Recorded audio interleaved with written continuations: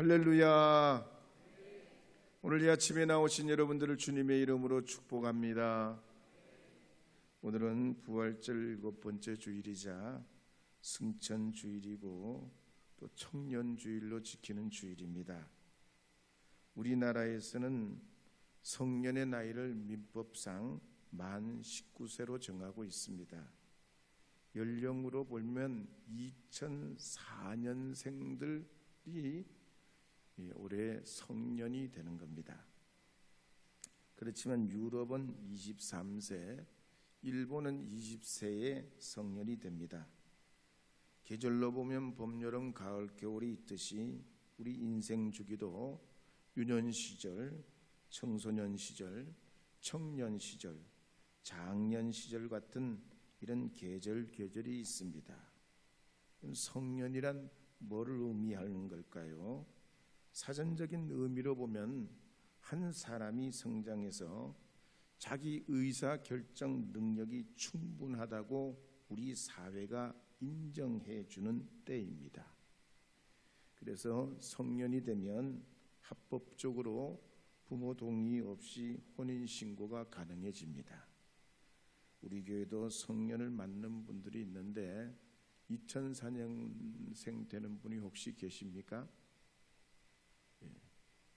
제가 파악을 해봤는데 오늘 예배는 못 나오시더라고요. 어쨌든 우리 성년을 맞이하는 청년 여러분에게 하나님의 지극한 은혜가 함께하기를 원합니다.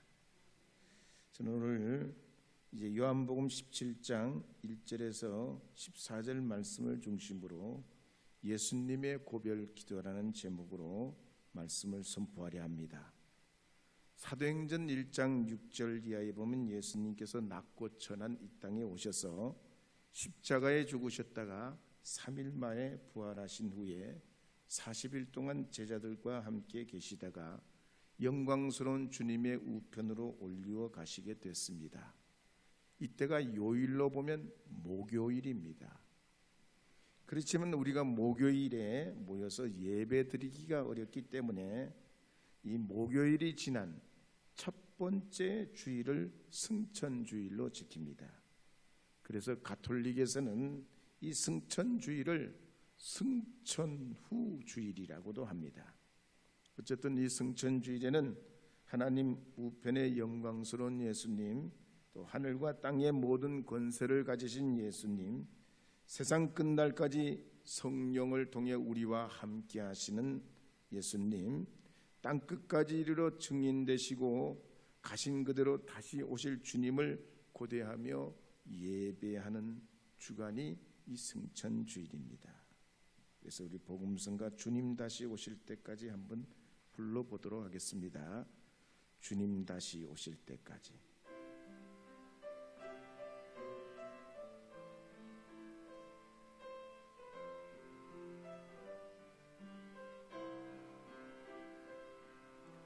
주님 다시 오실 때까지 나는 네 길을 가리라.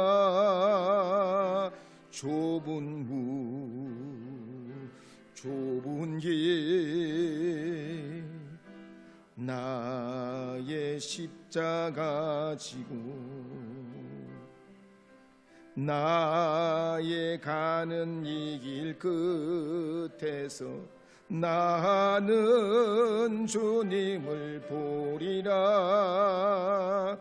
영광의 내 주님 나를 맞아 주시리. 주님 다시 오실 때까지 나는 일어나 달려가리라. 주의 영광 온 땅 덮을 때 나는 일어나 노래하리. 내 사모하는 주님 온 세상 구주시라. 내 사모하는 주님, 영광의 왕이 내 사모하는 주님, 내 사모하는 주님, 먼 세상 구주시라. 내 사모하는 주님, 영광의 왕이시라.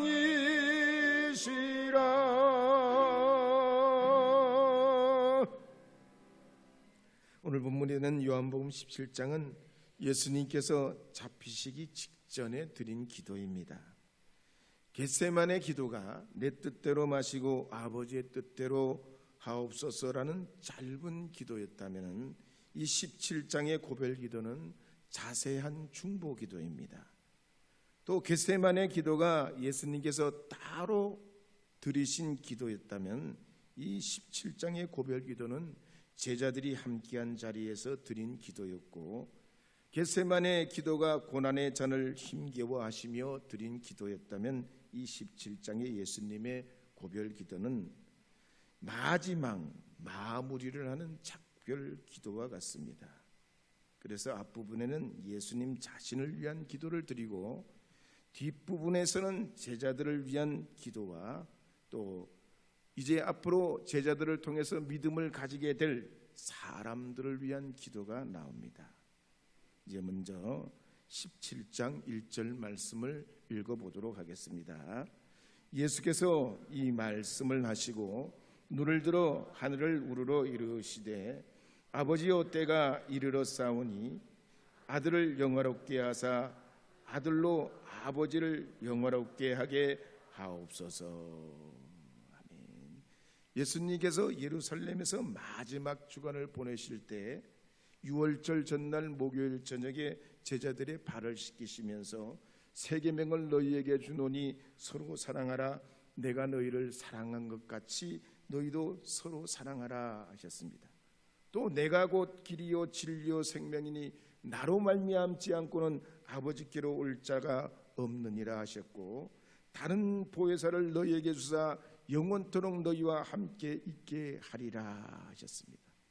그러면서 참 포도나무 비유를 통해서 내가 너희를 택한 것이 아니요 너희가 나를 택한 것이 아니요 내가 너희를 택하여 세웠나니 이는 너희가 가서 열매를 많이 맺게 하고 너희 열매가 항상 있게 하여 내 이름으로 아버지께 무엇을 구하든지 다 받게 하려 하심이라 하셨습니다. 이런 말씀을 마지막에 제자들에게 하시면서 눈을 들어 하늘을 우러러 보시고 기도하시기를 아버지여 때가 이르러 싸우니 아들을 영화롭게 하사 아들로 아버지를 영화롭게 하게 하옵소서 그랬습니다. 여기서 때란 예수님께서 십자가에 못 박혀 죽으시고 다시 부활하심으로써 이 세상에 오신 목적을 이룰 때가 됐다는 것입니다. 전도서 3장 1절에도 보면 범사에 기한이 있고 천하만사는 다 때가 있다고 그랬습니다. 그런데 이런 때와 시기는 하나님의 권한에 속하기에 하나님께서는 때를 따라 역사하시고 때를 따라 아름답게 하시고 때를 따라 계획을 이루시고 예정하신 대로 이끌어 가십니다. 이와 같은 하나님의 역사는 예수님 사역에도 똑같이 적용이 되셨습니다.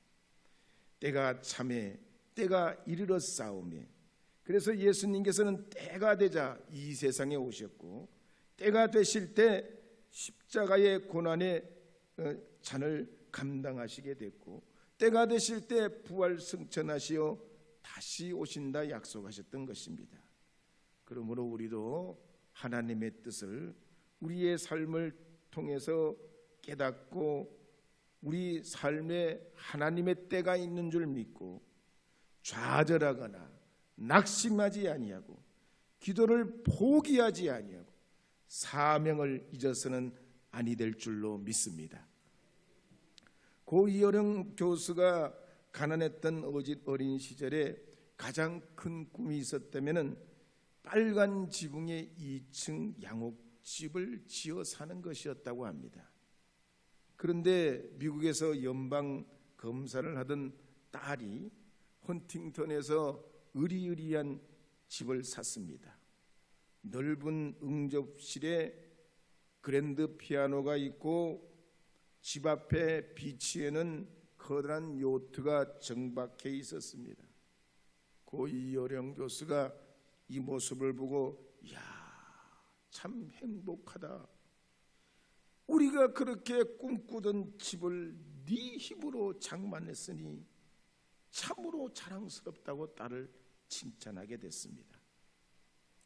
그런데 얼마 후에 이 딸이 그 집을 팔고 마약과 폭력, 그런데 구렁텅이에 빠져서 희망을 잃은 아이들이 머무를 수 있는 사랑의 집을 짓게 됐습니다.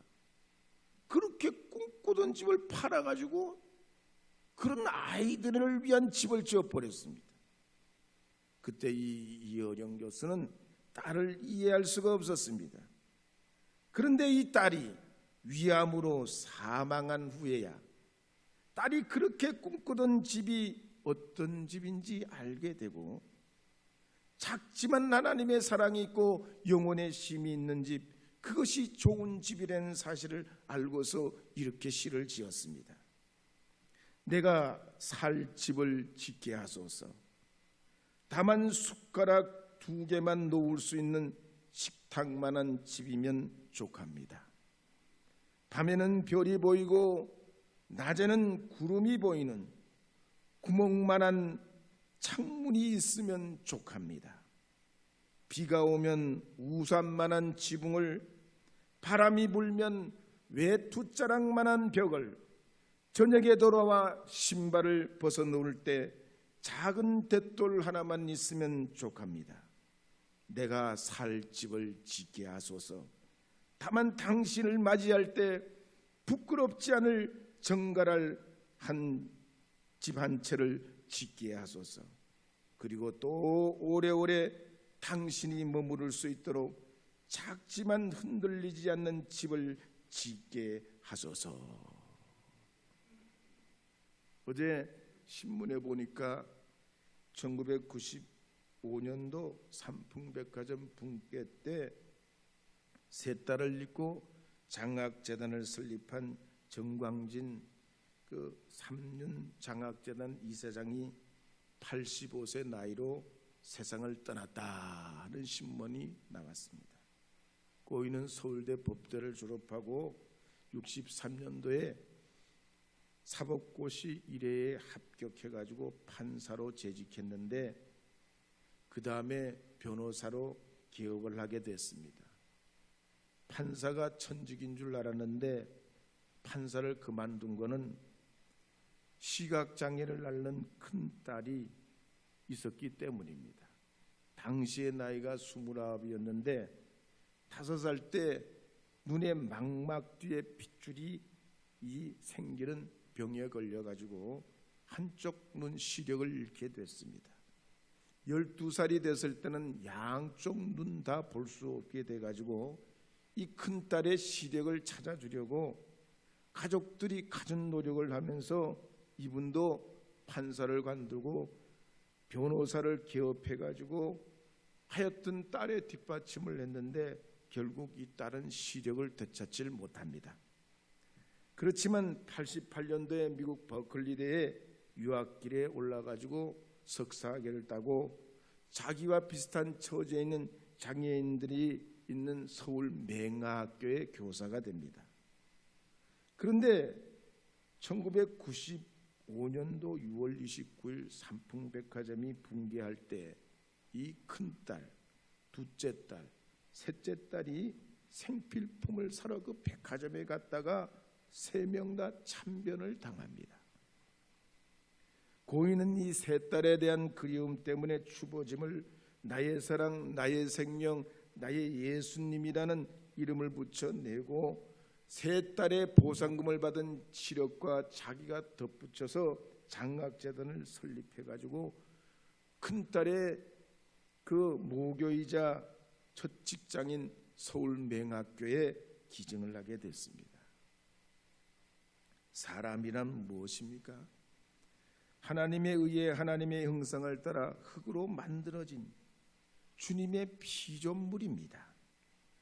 그래서 사람은 하나님 없이는 이해할 수 없고 이해되지 않는 존재입니다.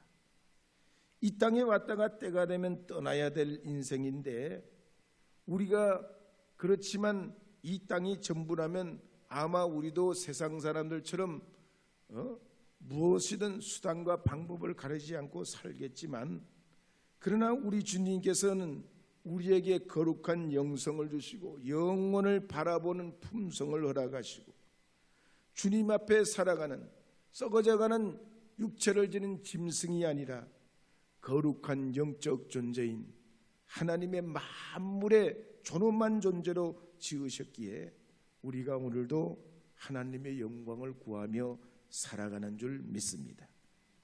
그래서 모든 영광은 하나님께, 모든 영광을 하나님께 돌려야 하는 줄 믿습니다.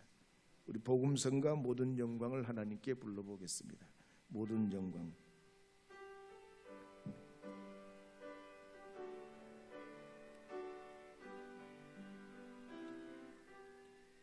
모든 영광을 하나님께,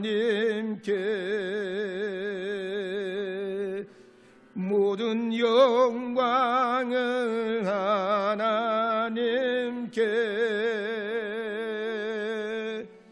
온 맘과 뜻 다해 주 사모합니다. 모든 영광을 하나님께. 위로의 성령님이여, 위로의 성령님이세요.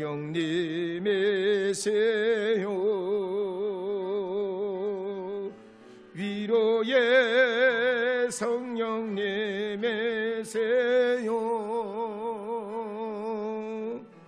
우리 안에 에셔서 능하셨네. 위로의 성령님이시요. 그렇다면 우리가 승천주일이나 청년주일을 맞이하여 우리 인생을 통해 어떻게 하나님의 영광을 구할 수 있겠습니까? 먼저 우리는 예수님께서 하늘 영광을 버리시고 이룩하신 영생의 길로 나아와야 합니다. 요한복음 17장 1절에서 17절 말씀에 보면 영광이란 말이 6번 기록되어 있습니다. 독사조라는 말인데, 어떤 중요한 일이나 가치 있는 일을 행함으로써 얻게 되는 명예나 존경과 칭찬을 말합니다. 그런데 예수님의 이 영광은 고난의 십자가를 지셨기 때문에 얻게 된 게 아닙니다. 요한복음 17장 5절에 보면 예수님께서는 창세전부터 스스로 영광을 가지고 계셨습니다. 그래서 17장 5절에 보면 이렇게 기록합니다. 함께 읽어보겠습니다. 아버지여, 창세전에 내가 아버지와 함께 가졌던 영화로서 지금도 아버지와 함께 나를 영화롭게 하소서. 예수님의 영광스러움은 창세 이전부터 가지셨던 것이기에 굳이 이 땅에 우리와 같은 사람으로 살지 않으셔도 됐습니다. 영광을 얻으시려고 십자가에 못 박히고 채찍 맞아가면서 수욕을 당하지 않으셨더라도 하늘 영광의 보좌를 가지고 계셨던 분이 우리 예수님이십니다. 그런데 예수님께서 이와 같은 하늘 영광을 포기하고 왜 우리와 같은 사람이 되셨습니까? 두 가지 사명 때문입니다. 첫째는 성부 하나님을 영광스럽게 하기 위하셔서 그러셨습니다.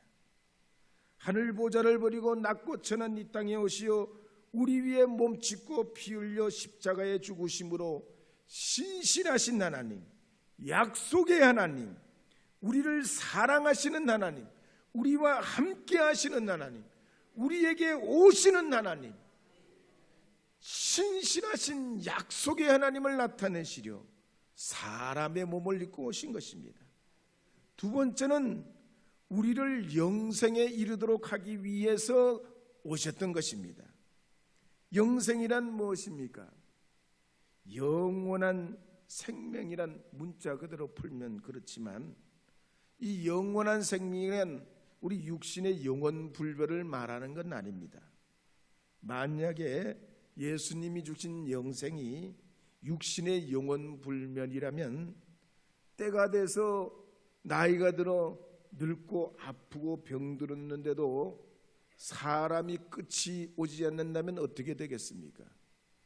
끝이 안 와. 죽을 지경이고 죽기보다도 힘든데 끝이 안 온다면 어떻게 되겠습니까? 그런 지옥은 없습니다. 그래서 예수님을 통해 얻는 영생은 예수님을 믿음으로 새로운 관계 안에 들어가는 겁니다. 육적인 삶에 의존했던 우리의 삶이 영적인 삶으로 확대되는 것입니다.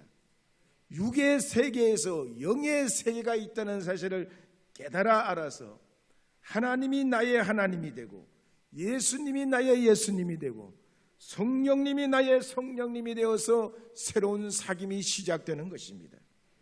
그래서 지난날에 우리가 죄로 인해서 가리워진 것들을 하나님을 대적했던 것, 죄 가운데 빠져 살았던 것, 이제는 예수님 통해 성령님 통해 참 하나님 통해 새로운 삶을 살아가는 것입니다. 이것이 구원의 은혜요, 값없이 주신 은총이요, 마지막 날에 우리에게 완성하실 영생의 은혜인 것입니다.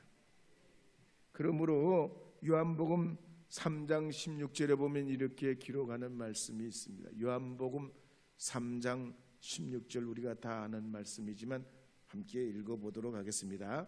하나님이 독생자를 주셨으니 이는 그를 믿는 자마다 멸망치 않고 영생을 얻게 하려 하심이라. 요한복음 5장 24절도 읽어보겠습니다. 내가 진실로 진실로 너희에게 이르노니 내 말을 듣고 또 나 보내신 이를 믿는 자는 영생을 얻었고 심판에 이르지 아니하나니 사망에서 생명으로 옮겼느니라. 로마서 8장 11절도 읽어보겠습니다. 예수를 죽은 자 가운데서 살리신 이의 영이 너희 안에 거하시면 그리스도 예수를 죽은 자 가운데서 살리신 이가 너희 안에 거하시는 그의 영으로 말미암아 너희 죽을 몸도 살리시리라. 아멘.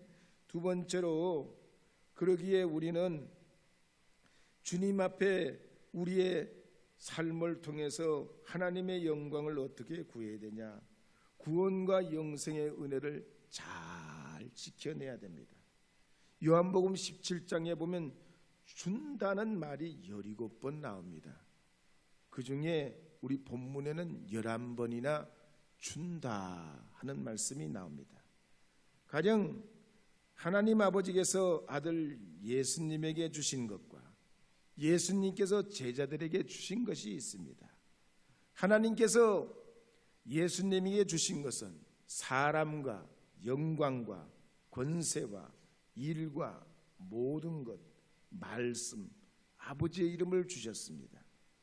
또 아들 예수께서 제자들에게 주신 것은 영생과 말씀과 영광을 주셨다 기록합니다. 그러면 오늘 이 말씀을 볼 때 예수님께서 우리에게 값없이 주신 영생을 어떻게 해야 할까요? 잘 지켜내야 합니다.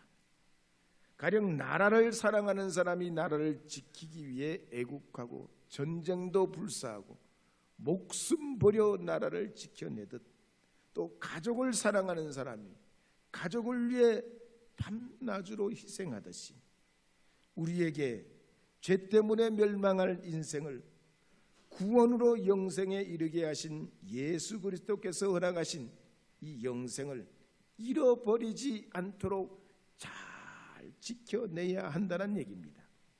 어떻게 지켜내냐? 주인이 도덕을 지킬 때, 교도관이 죄수를 지킬 때, 자기 꿈과 미래를 이루기 위해서 자신을 관리하는 것처럼 아주 귀하고 귀해서 이걸 아끼지 않으면, 없어지지 않도록 아주 집중하지 않으면 안 되도록 아주 집중하고 우리 삶을 전부 들여 지켜내는 테레오라는, 이 지켜내는 이 성경에서 64번 쓰여진, 어떻게든 주신 생명 버려주신 이 영성을 지켜내야 한다는 얘기입니다. 오늘 특히 청년주의를 맞이하고 청년의 삶을 살아가는 우리 젊은이들, 또 부모님 사랑으로 성장해서 이 사회의 일원이 되고 여러분의 삶을 구가가 있는 우리 모든 교우들 여러분도 여러분 자신을 잘 이 땅 위에서 지켜낼 뿐만 아니라 하나님이 여러분에게 허락하신 영생의 소망도 잘 지켜내시기를 축복합니다. 메가더 장군은 말하기를 청년이란 생애의 어떤 한 기간이 아니라 마음의 상태라고 그랬습니다. 일정한 몇 살 때부터 몇 살까지 그때가 청년이 아니라 우리가 가진 하나님이 주신 그 푸른 마음, 변치 않는 마음, 청년의 마음, 이것이 우리에게 주신 하나님이 허락하신 마음이라 그랬습니다. 그래서 하나님 주신 청년의 마음은 용기로 삽니다. 비겁하지 않습니다. 모험을 어렵게 여기지 않습니다. 그렇다면 우리가 하나님 주신 이 푸른 마음, 청년의 마음으로 살려면 어떻게 해야 될까요? 세상을 이기려 해야 하는 줄 믿습니다. 지구별 여행자라는 책에 보면 라자 고팔란이라는 사람이 식당에 들어갔습니다. 메뉴에 봤더니 밥과 야채를 넣은 음식이라면서 베지터블 브리아니 하는 메뉴와 베지터블 플라오라는 메뉴가 있었습니다. 아니, 베지터블 브리아니는 뭐고 베지터블 플라오는 뭐냐 물었습니다. 그랬더니 주인장이 약간은 같고 약간은 다르다 그랬습니다. 아니, 무엇은 같고 무엇이 다르단 말입니까? 그러면 둘 다 먹어보시오. 그래야 무엇이 같고 무엇이 다른지 알게 될 테니, 지식은 돈으로 주고 살 수 있지만 경험이란 돈으로 주고 살 수 없는 것이요. 그래서 이 라자 고팔란이 음식을 시켜서 먹어보니까 짰습니다. 아이, 음식이 왜 이렇게 짜냐고. 그랬더니 이 식당 주인이 하는 얘기가, 음식에 소금을 집어넣으면 간이 맞아서 맛이 좋지만 소금에 음식을 넣으면 도저히 먹을 수가 없고 그렇습니다. 인간의 욕망도 마찬가지입니다. 삶 속에 야망을 집어넣어야지 야망 속에 삶을 집어넣으면 안 되는 법이요. 누구나 야망이 있죠. 젊은 시절은 더 그렇습니다. 사람들은 이런 야망을 과학을 통해 또 자신의 지식을 통해 더 성장하고 발달하게 만들려 합니다. 그러나 우리 젊은 시절에 이 욕망에 끌리는 삶, 야망을 이루기 위해서 자신의 삶을 전부 들여 살아가는 사람들이 삶의 끝은 우리가 여러 경로를 통해 보고 듣고 알고 있습니다.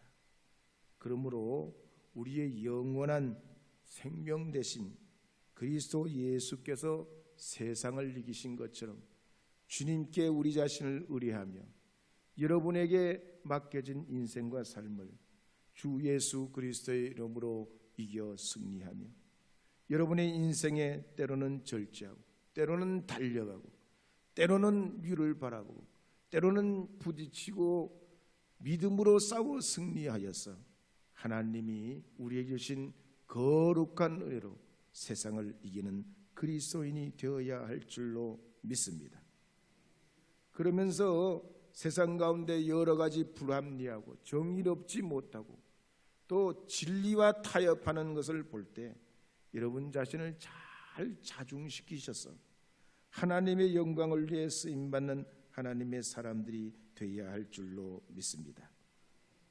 닉슨 대통령이 대통령 선거 전에 나왔을 때 대단히 곤란한 일을 당하게 됐습니다. 워터게이트 사건으로 굉장히 어쩔 줄을 모르고 그랬는데 민주당 경선에서 이 닉슨의 과오로 인해서 경선이 굉장히 치열어지게 됐습니다. 그중에 이 부부자 중에 유력한 에드먼드 머스키가 있었는데 메인주라는 미국 북동부 최단 끝에 있는 조그마한 주의 출신인 상원 의원이 있었습니다. 이 사람은 두뇌가 명석하고 노련한 정치가고 경험이 많은 상원 의원이었습니다. 누가 보더라도 이제 워터게이트 사건으로 흠이 잡힌 닉슨이 떨어지게 생겼습니다. 그런데 TV에 나가서 토론을 벌이게 됐는데 이 상대방이 머스키의 약점을 가지고 얘기를 하게 되니까 이 사람이 전국의 시청자들이 보고 있는 가운데 그 감정을 억누르지 못하고 그 감정을 폭발시키면서 막 울어버렸단 말이에요.